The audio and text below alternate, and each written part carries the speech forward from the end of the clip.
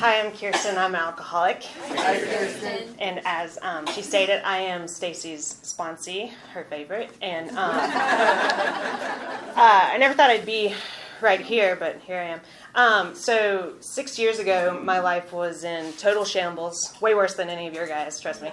And just wasn't going anyplace. Everything was a mess. And kind of got my butt dragged into an AA meeting and met Stacy. Didn't really like her. Went from there. Still didn't like her, but I just needed a sponsor. So I asked Stacy to be my sponsor, and that changed my whole life. I now have that little boy that's like floating around the room. That's my son. I have this beautiful fiance who's a model. She's on like billboards and stuff. My son should be a model. So, that being said, if you listen to every word that she says and follow her instruction, you can have a family of models. So, just pay attention and listen closely. If you think I'm kidding, I'm not. They're absolutely beautiful, and I just got lucky and a good sponsor. But in all seriousness, she's just done wonders for me. God, this is all about me now. She's just. I was able to change my life because I saw in her what I wanted to be, and she's the only person I trust to watch my son. And if you guys knew how anal I am, she didn't fix that part. You would understand how big of a deal that is for me. And so I trust her with my life. I trust her with everything. And her story's amazing. I've heard it before, so it's a good one. So buckle up. But she just has a lot to share, and she's been an inspiration in my life. And I hope she continues to stick around because I need more models around. So.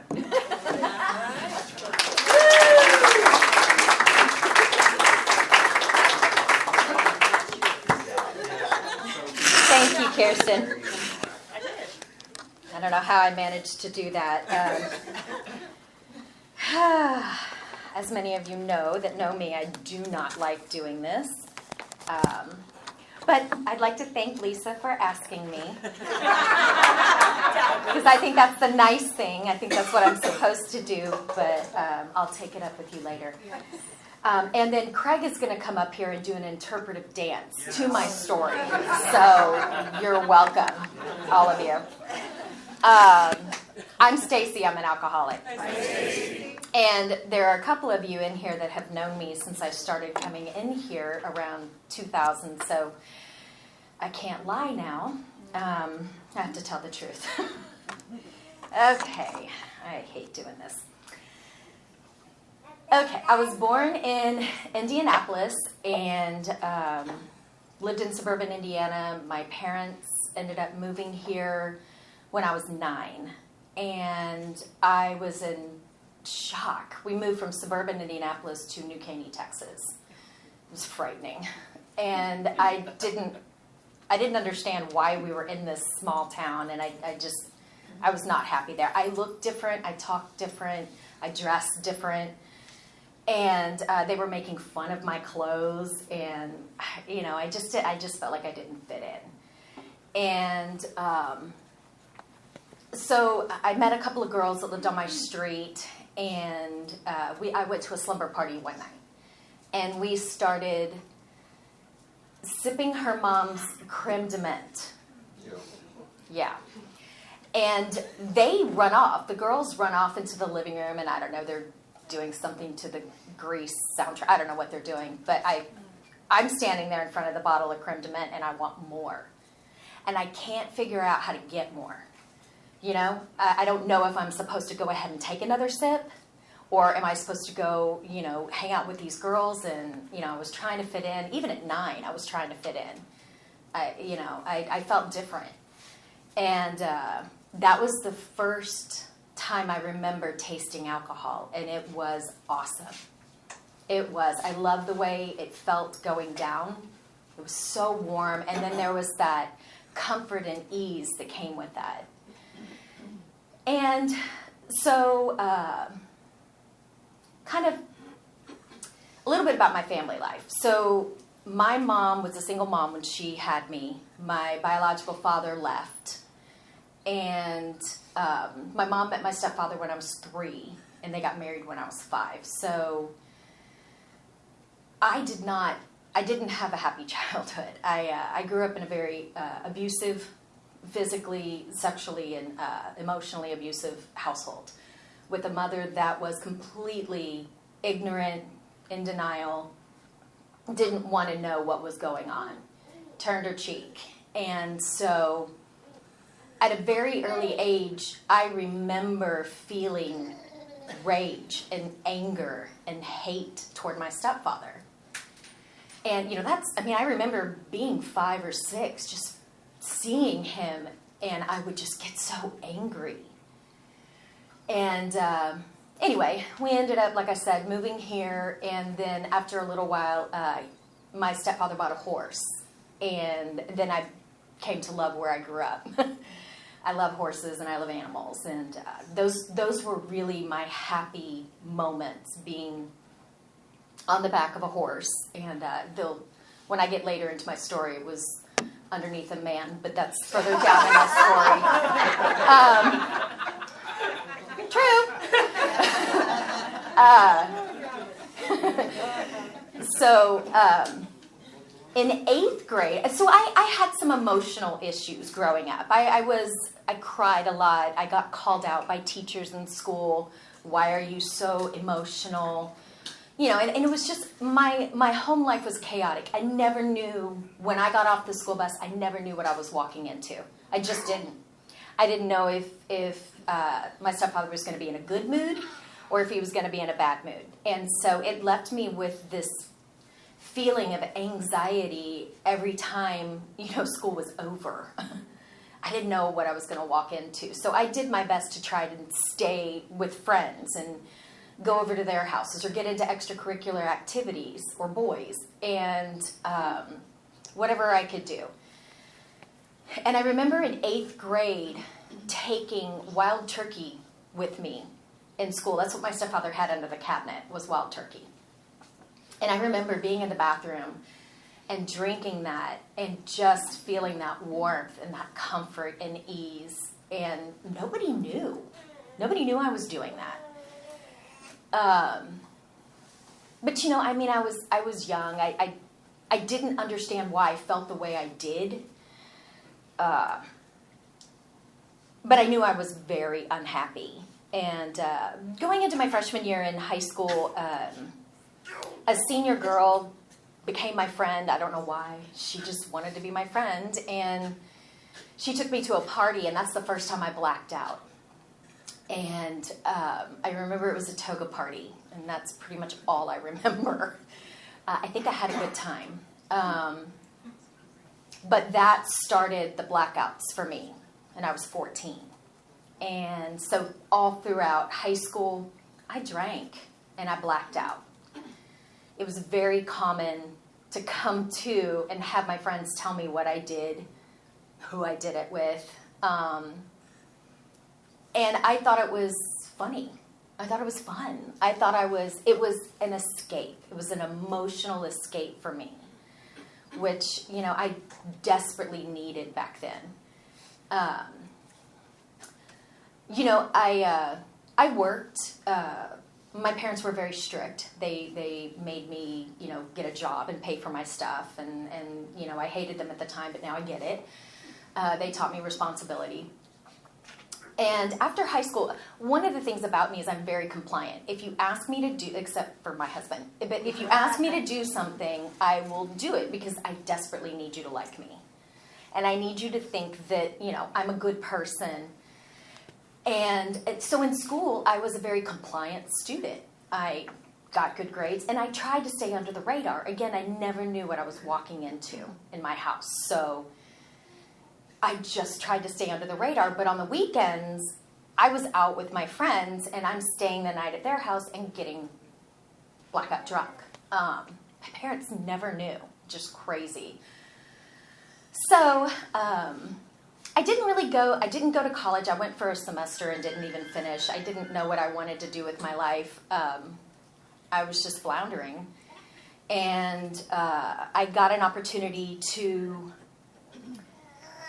get an interview at Continental Airlines, and which is interesting because I actually did an interview with Delta prior to that, and I didn't get it. But when I went to this interview with Continental Airlines, I lied about, I had been a lifeguard for 5 years, and I lied about saving a little boy.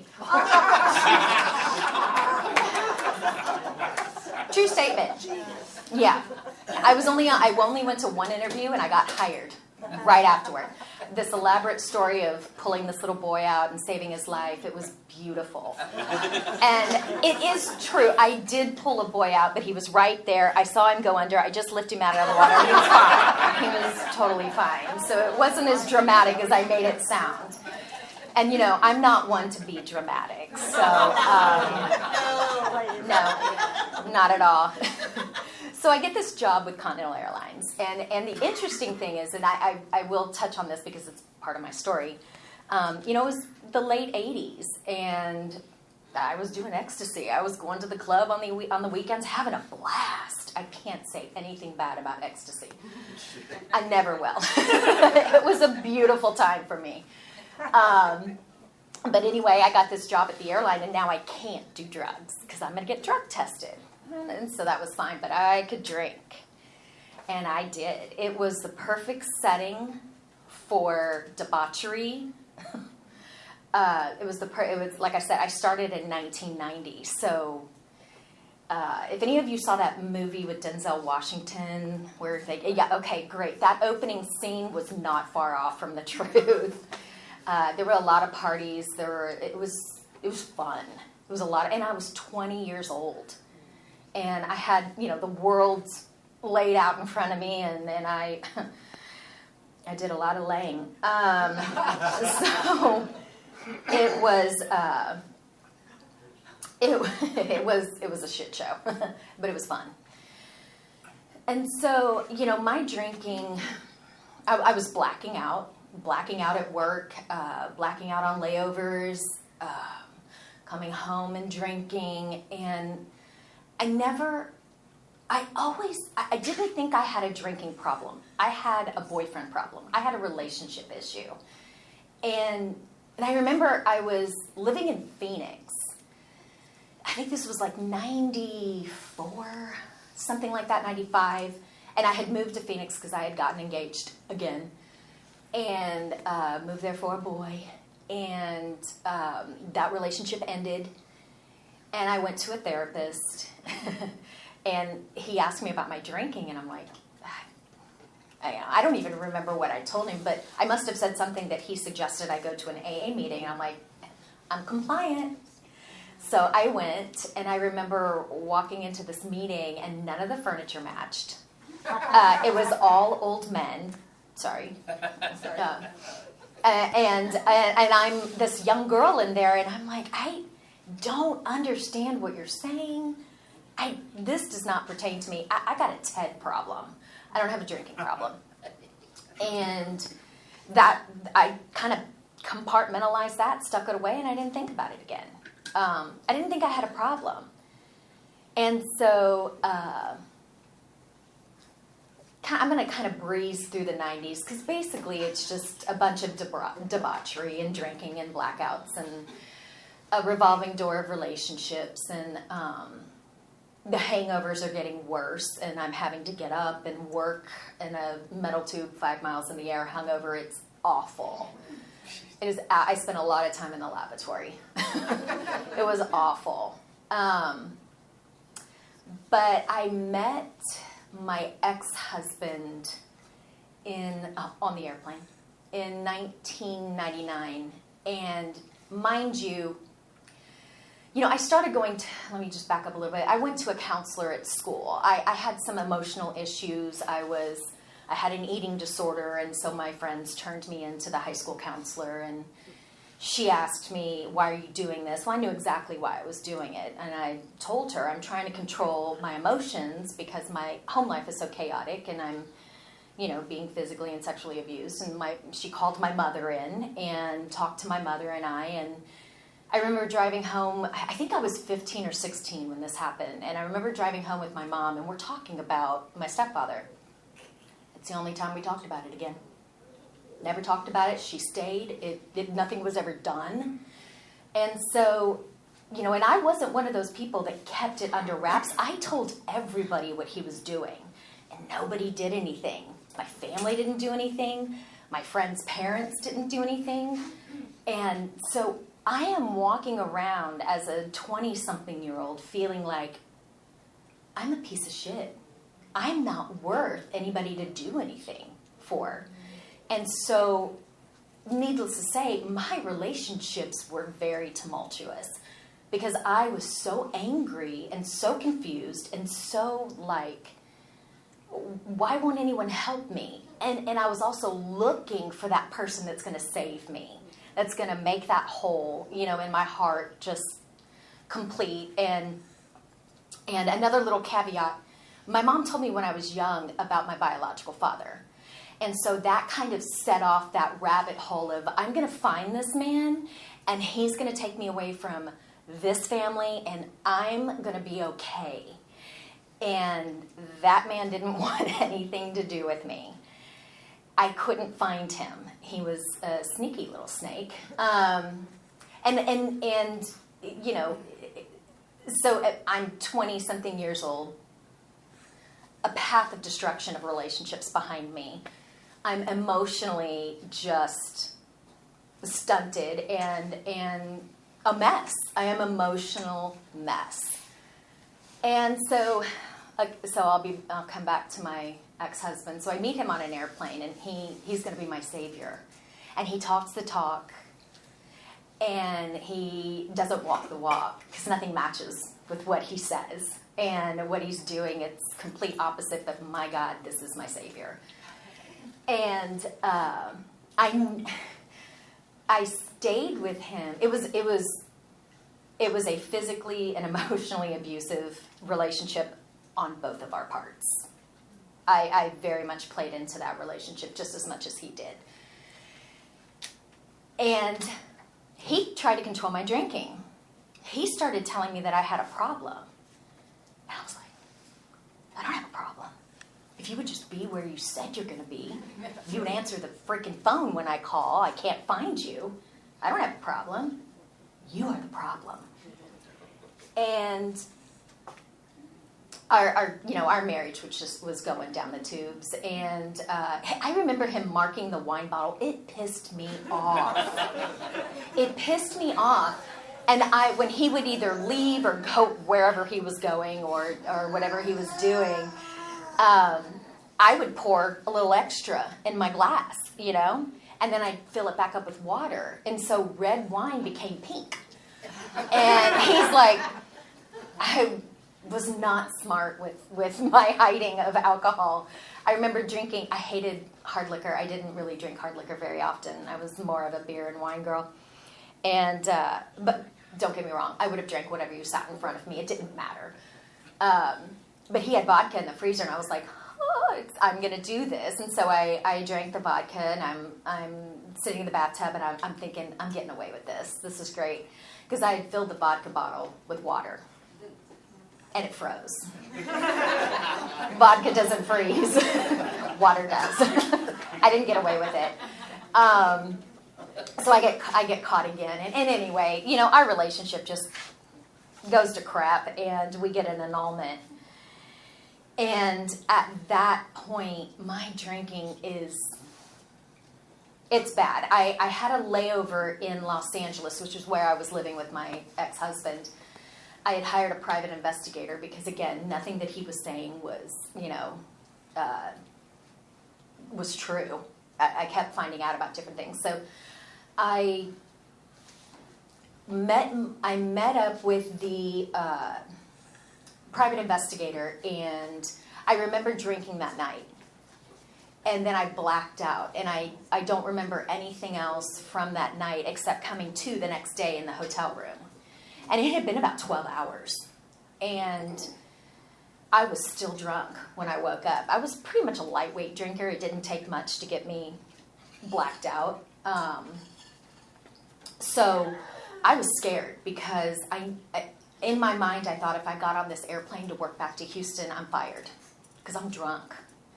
I fell over trying to put my pantyhose on. I was just I was drunk. And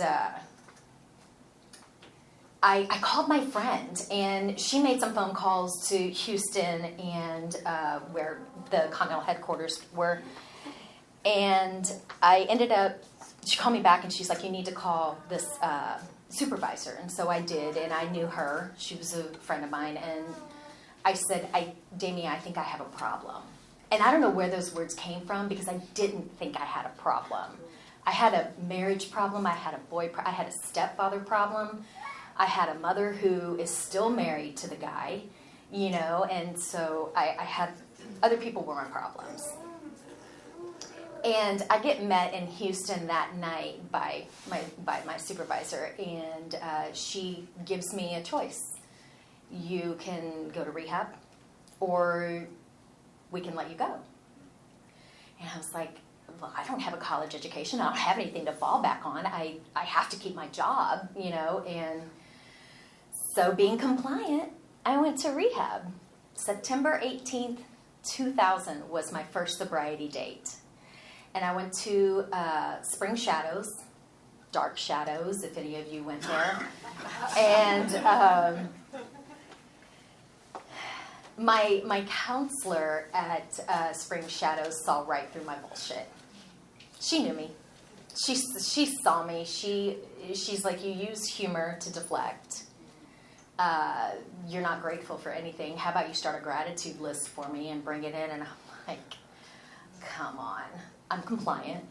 And they're like, they start saying all this stuff in rehab. Get a sponsor, work the steps, do this stuff. And I'm like, I'm compliant. I'll do this. But I remember opening the book and it's saying God. And I remember shutting the book and I'm like, yeah, that's not for me. I'm not doing, you people are crazy. I'm not doing this. And gosh, I would not get a higher power. I just wouldn't. I did everything that was asked of me. I went through the steps. I had a sponsor. I'm going to meetings. And I stay sober 10 days shy of a year. Yet another relationship ended, and I drank at that person. But now what's the word?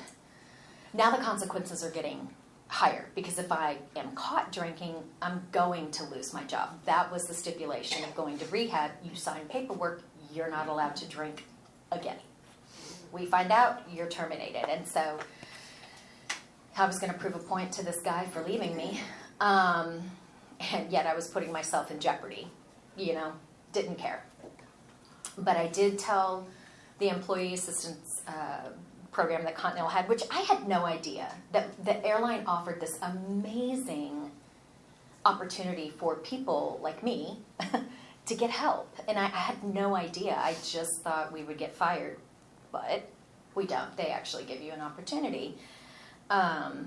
And so I took it, and I drank that one night. I came back in, and I told this gentleman that works with the EAP, and he's like, okay, you need some help. And I went to a couple of therapists. I've been to therapists off and on throughout my life, and my MO was, when a relationship broke up, I was sad. So I went to a therapist, and either before we got to like the meat and potatoes of what the hell's wrong with me, or I would meet somebody and I'm good. I'm good. I don't need you anymore. Thank you. You're so good. Thank you for helping me. And so I never really committed to it. But I started seeing a therapist that was an LCDC, so they could speak the language and then I would understand. But I didn't commit, and I ended up coming back in that next day and staying sober 2.5 years. I had sponsees I worked with, and I was going to meetings, I was cleaning up, I was in service, I'm so compliant. I am cleaning ashtrays, I'm cleaning I went to Duncan Road for, that was my home group for a long, long time, and I was compliant. I was doing what was asked of me, and I had a good sponsor, and I was running through the men at Duncan Road, but that wasn't my problem. And it just, I wouldn't do the God thing. I'm like, yeah, that's nice, that's cute. Not for me. Because I really thought that God had an issue with me. And I was really angry. I was angry for the things that happened as a kid. I was angry that my mom is still with this person. And I was angry that nobody did anything. So, and how does a God let those things happen? That's what I'm like, apparently he likes other people, but not me. And that was literally my attitude about God. So for 2.5 years, I'm sober. I'm doing this deal, and I'm in Hawaii. Another guy. I'm on vacation, and I had talked about being sober. We were there for a wedding, and at the rehearsal dinner, I had talked for about 2.5 hours about how great sobriety is, and how amazing my life is. And we get back to the condo, and I get up to get Robert a beer, and I come back with 2 beers, and I sit down and I start drinking. And he calls me out, and I'm so mad at him. I'm like, don't you dare embarrass me in front of these people. Who are you to talk to me like that? And he's like, you're drinking. Little caveat, he ran the drug and alcohol program for Continental Airlines. So he knew if I drank, he knew what was going to happen. Yeah, that was fun. And there started I don't have a problem. I had 1 beer. A couple of nights later, we're out at dinner. I have a glass of wine. I have a stepfather problem. I have family issues. Those are my problems.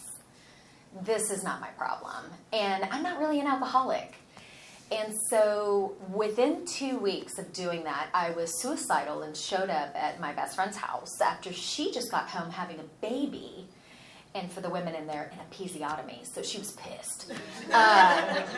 And I show up at her house. I'm like, I'm going to take my life. And she's like, great. Don't come back until you're sober. And if you take your life, it's been great. She shut the door in my face. And she's like, I'm not dealing with this anymore. Well, now I got a friend problem. And I'm like, God, my life really sucks. What is wrong with these people? Yeah. So 2 years, maybe over 2 years, I was in and out of this program. I'd get a couple of months, I'd get 10 months, I'd get, another relationship would fail. It was crazy. It was absolute misery. And my drinking what I wanted from alcohol, I liked the feeling for so many years of being that person that could be funny, or that could be pretty, or that could dance, that, could do all these things, which were all lies. And, I suck at pool, and I still suck at dancing, but that's okay. I don't care. But what I wanted from alcohol changed. I wanted to sit by myself, smoke my cigarettes, make my drunken phone calls, and let everybody know that they're the reason I'm doing this. That's what I did. And it was isolation.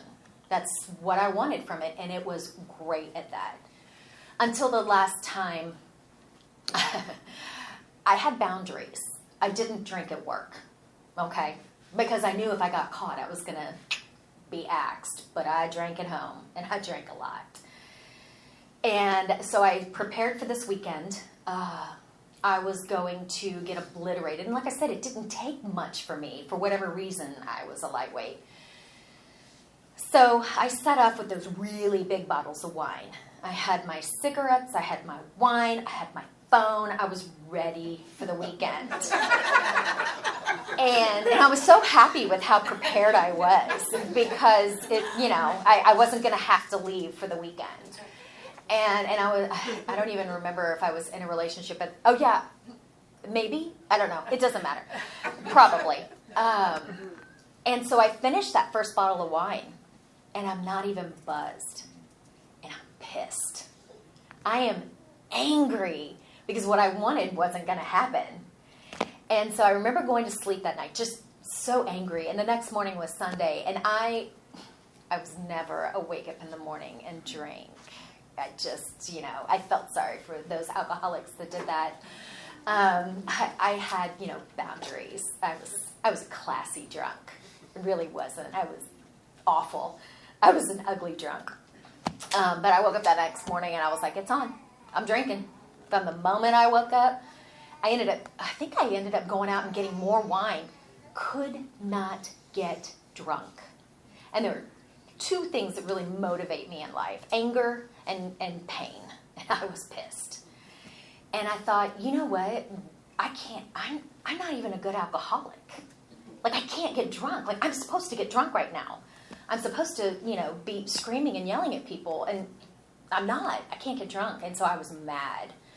And I curled up in the fetal position, and I saw that I was driving myself into the ground. That it wasn't going to be because of my stepfather. It wasn't going to be because of another failed relationship. It wasn't going to be because I hated my job. It wasn't going to be because nobody helped me. I was drinking myself to death. And it was going to be me that did that. It didn't have anything to do with anybody else. And I saw that, and I felt that. And I remember getting in the fetal position and just crying and saying, whatever, God. I knew at that moment the thing I hadn't done was find a power greater than myself. And so that was a Sunday, and that was February 24th of 2006. That next morning, which my sobriety date is February 25th of 2006, I called my sponsor, Ann L. I know a lot of y'all know her and love her. I worship the ground she walks on. She is the patience of a saint to deal with my ass. I called Ann and I said, I'm done. I'm ready. I'm ready to commit. And a couple of days later, called a therapist through my company. And interestingly enough, she picked up the phone. I called a couple of people, but one of them picked up the phone, which therapists never pick up their phone. And she did, and we talked for about 45 minutes. And I went to see her a couple of days sober. And that changed my life. I made that commitment. I committed to healing myself. I committed to working the steps again, and I committed to being willing to find a power greater than myself, which I love that in the book when it says, if we become willing, we will commence to see results. And that started my path in recovery. I was of the educational variety coming into a power greater than myself. I butt scooted my way into that and had to be taught. I remember Ann asking me, what do you want your higher power to be? And I'm like, gotta be funny. Great. Gotta be forgiving. Good. Gotta be loving. Great. There you go. And I'm like, come on, Ann. It cannot be this simple. And she's like, it is.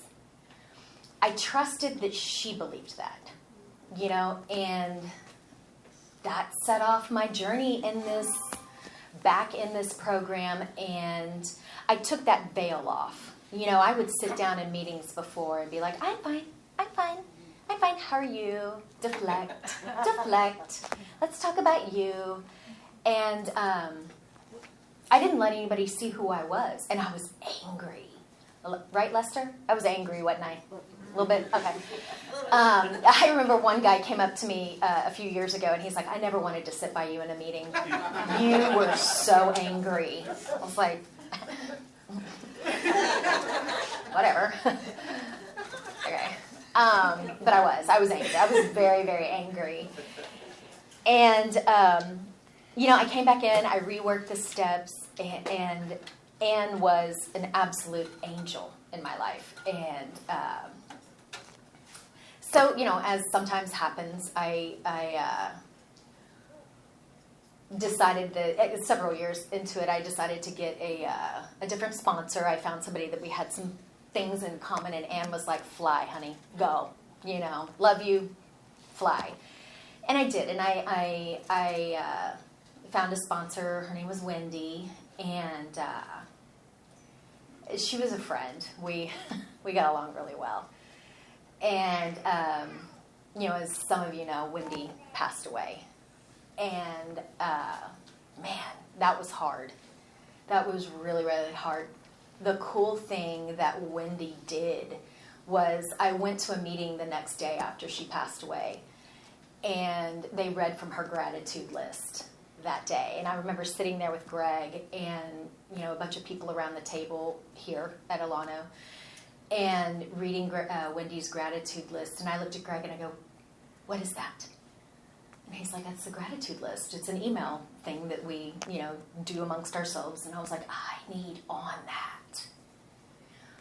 And so I did. I got on that, and getting on the gratitude list was a way for me to change my perspective, to start looking for, because it was hard at first. I mean, I kept writing the same stuff. I'm grateful for this. I'm grateful for this. I'm grateful for this.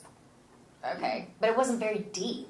I wasn't really looking in my life and looking outside to find things that I was grateful for. And it evolved. And over the years, it changed my perspective in life. I was that person that, people talk about their cup runneth over, their glass is half full. Yeah, I didn't have a glass.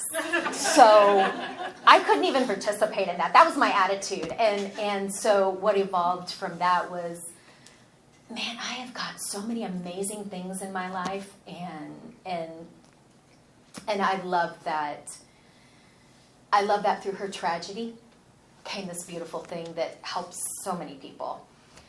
I was about 11 months sober. I'm going to kind of go back a little bit. I was about 11 months sober, and this dude messages me on MySpace. Yeah. And I had taken a little bit of a break from dating because, it was, because honestly, it hit me. I was the common denominator in all of these failed relationships. I have a problem. I have emotional issues, and I'm the common denominator. So I took a little bit of time off. And I was about 11 months sober, and this dude messages me, and I'm like, nah, not interested. I kind of started enjoying being by myself. And that was one of the things when I was drinking. I couldn't be by myself because the silence was deafening. I couldn't stand it. I had to have something going, something playing. I couldn't sleep without the TV on or whatever. I couldn't sit in silence by myself, left alone with my thoughts. It was excruciating.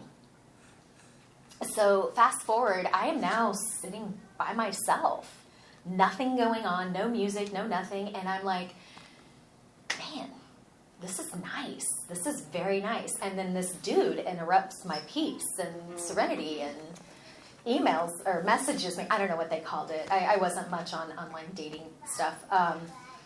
Anyway, I think he messaged me a few times, and I was very nice. Thank you. He thought I was funny. Thank you. I don't know. He said a couple of things, and I just answered with one word answers. And then the last one, I finally got a little more. I think I said 2 sentences back to him. And we ended up talking. And it was like home. It was like home. And we met at a coffee shop right down the street on 1960 at Starbucks. We closed him down. And he was a cool guy. And he felt very safe, something that I had never felt in my life. I didn't know. I didn't even feel safe with myself, much less anyone else. And a few months after we were dating, he says some stuff, and I'm like, what are you talking about? That sounds so familiar. And I'm like, are you a friend of Bill W? And he's like, yeah. Are you? And I'm like, yeah, this is weird. Didn't meet in the meetings, which is so shocking. Because everybody I was meeting was in the meetings. And so it was really cool. He was going to meetings in town, and I was out here. So, and, you know, we met, and we get married. And I'm like, how am I ever not going to drink at my wedding? How am I not going to drink at my reception? And the thought was never there. It just, I was done. I was done February 24th, 2006. I was done. And an interesting little thing, I was very close with my grandmother. And she got diagnosed with an aortic aneurysm and had about a year to live. And that was toward the end of my drinking. And when I got sober, she died 2 months after I got sober. And I thought, this is it. I'm not going to make it through this. This is the thing that I'm going to go back out, and then I'm going to come back in. You know, because I can't deal with my grandmother's death, you know, sober. That's just not going to happen. Well, interestingly enough, I did, you'll like this, I did what other people told me to do. I called my sponsor when she died, and she gave me some guidelines and gave me some advice. And I went home, and I dealt with my grandmother's passing. And, you know, 6 months later, I'm sitting on my couch. I'm like, I haven't had the thought to drink. So that was like the first little notch on my belt where I went through something so emotional that I didn't drink over. And so that kind of empowered me to think, okay, maybe there aren't things that I need to drink over. But so my husband and I meet, we get married, and we go through trials and tribulations. You know, we have ups, financial downs. We tried to get pregnant, we weren't able to. So we got a lot of dogs. And and I mean, you know, now it gets lifey sometimes. And, you know, we're dealing with elderly parents and the trials and tribulations that come with that. And, but we get to do it together. You know, we get to do this together. We get to support each other and help each other out. And if he just does what I tell him to, it'll all be good. Yeah. So I want to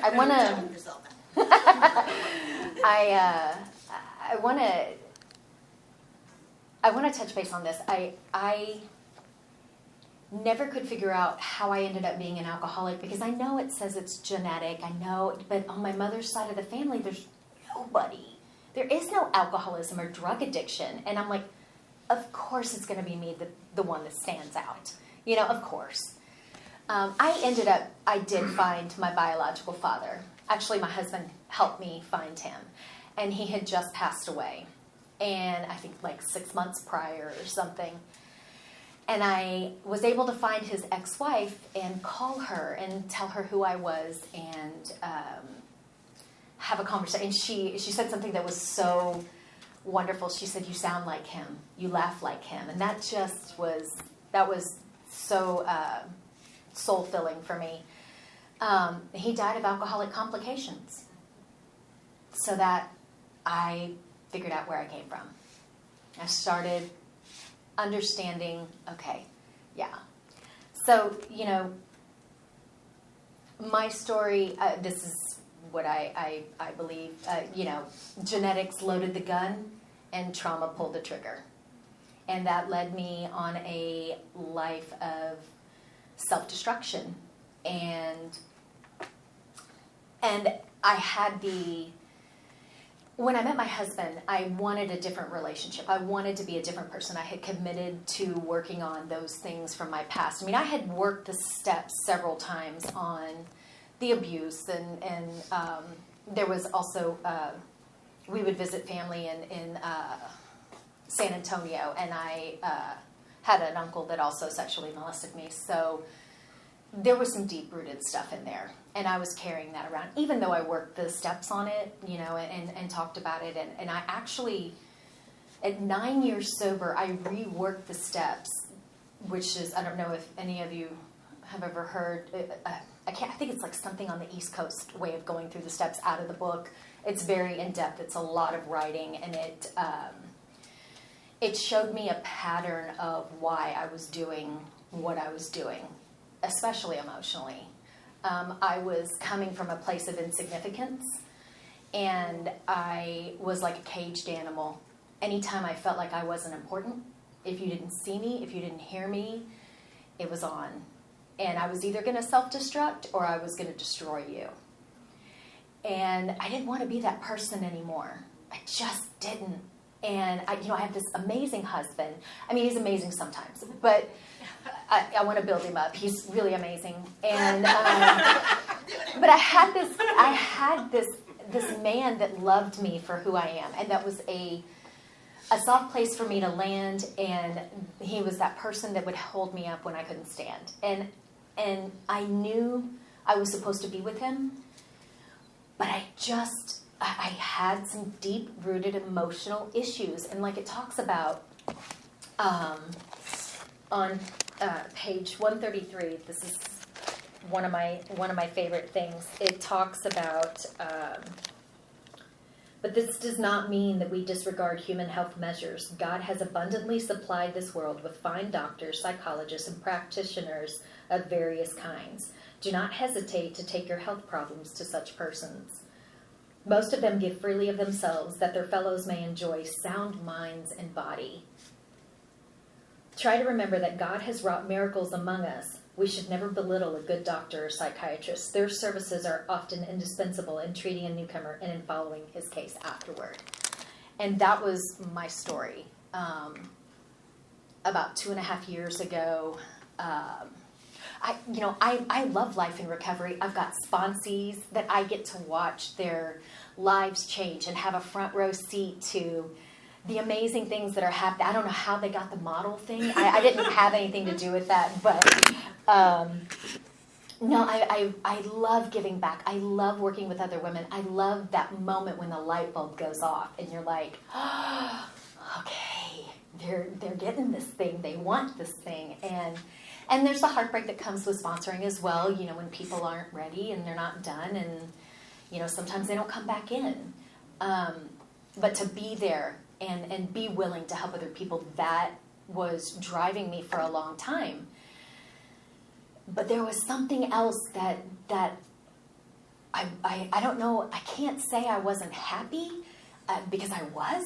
I can't say I was, I can't point my finger at there was something wrong, but there was something.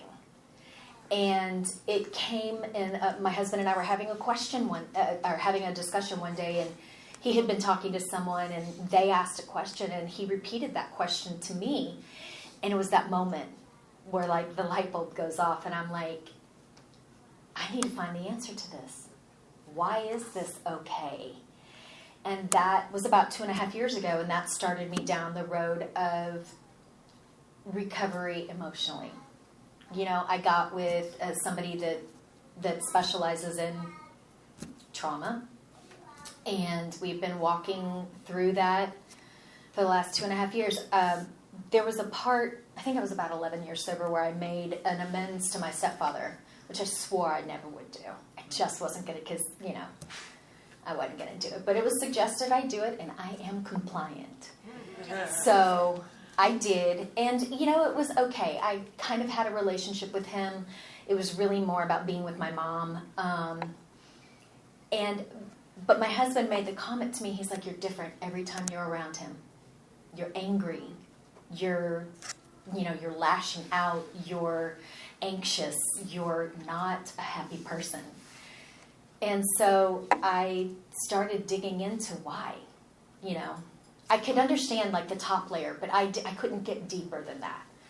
And so with this woman, she has changed my life. I changed my whole family dynamic 2.5 years ago. I no longer have a relationship with my stepfather. I'm not angry with him. I just don't like him. And I don't want to be around him. And I don't have to. Isn't that beautiful? And the relationship with my mother changed.